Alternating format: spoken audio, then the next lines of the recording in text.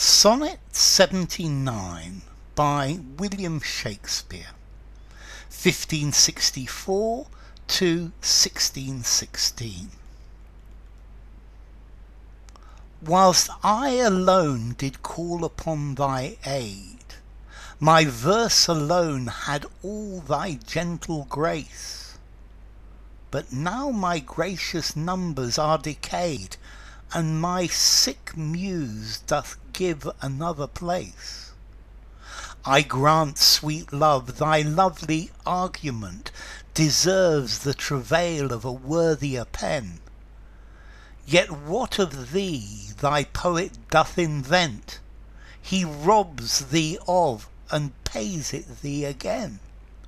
He lends thee virtue, and he stole that word from thy behaviour. Beauty doth he give, and found it in thy cheek. He can afford no praise to thee but what in thee doth live. Then thank him not for that which he doth say, since what he owes thee, thou thyself dost pay. So this is another poem in the Rival Poets series. And Shakespeare's thinking about the time when maybe Shakespeare stops his writing about the fair youth, and somebody else takes up this position, and another poet, and he wants the fair youth to understand that if this work is beautiful or fair or good, all of these things, all of these beautiful characteristics in the work of other poets or another poet will be directly from the fair youth, and that the writers cannot give anything new back to the fair youth, because everything that all of the beautiful things in their poetry come directly from the youth himself, and therefore they're not paying him compliments, they're just using his beauty and paying him back with the same beauty, and therefore they are not actually giving him anything, because they are using what he has. So, whilst I alone did call upon thy aid, my verse alone had all thy gentle grace.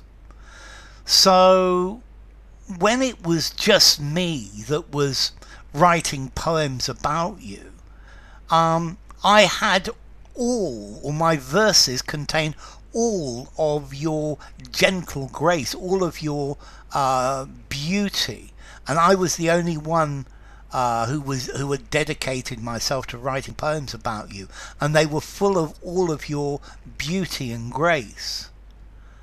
But now my gracious numbers are decayed. But now things have changed. Other people are writing about you, and my poems aren't quite as good. They've become diluted, and my sick muse doth give another place. So your beauty and your wonderful characteristics have not decreased. However, my poems aren't as good as they previously were, and that's because somebody else is, or other people are writing about you, and my muse is less effective, and maybe I'm going to step aside and let other people write about you. And then he starts, but remember, I grant, sweet love, thy lovely argument deserves the travail of a worthier pen. So I can understand that the words that other poets write about you must be of higher quality, of better quality than the poems that I'm writing at the moment. You deserve better poetry than the poetry I'm writing. And anybody else who writes about you should write poems better than mine. They need to do that. Yet what of thee thy poet doth invent? He robs thee of, and pays it thee again. So everything that the poet invents about you, everything that the poet says about you, are things that he steals from you. Yeah? That all of the beautiful things that other poets are going to say are stolen from you and then paid back to you again. Notice as well, he says, I grant sweet love. So he's calling the fair youth sweet love. His love. And he's telling the youth that no matter what other writers say about him, these words belong to the youth because they have come from the muse of the youth's beauty, and they're giving it back to him again. He lends thee virtue and stole that word from thy behaviour. So the poet, another poet may call you virtuous, but he learned about that word virtuous and what virtue was from the way you behave. Beauty doth he give, he calls you beautiful, but he only discovered real beauty for the first time in your cheek. He discovered it in your face. He discovered beauty when he saw your face. He can afford no praise to thee. There is no praise that another poet can give you except the beautiful characteristics that live inside you.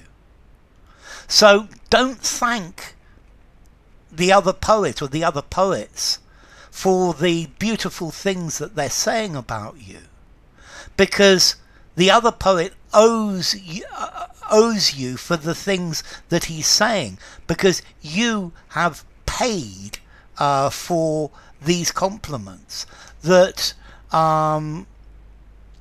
you are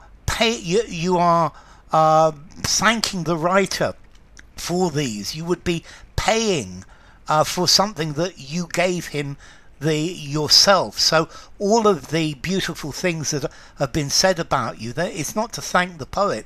These are things that already belong to you. These are things that came from you.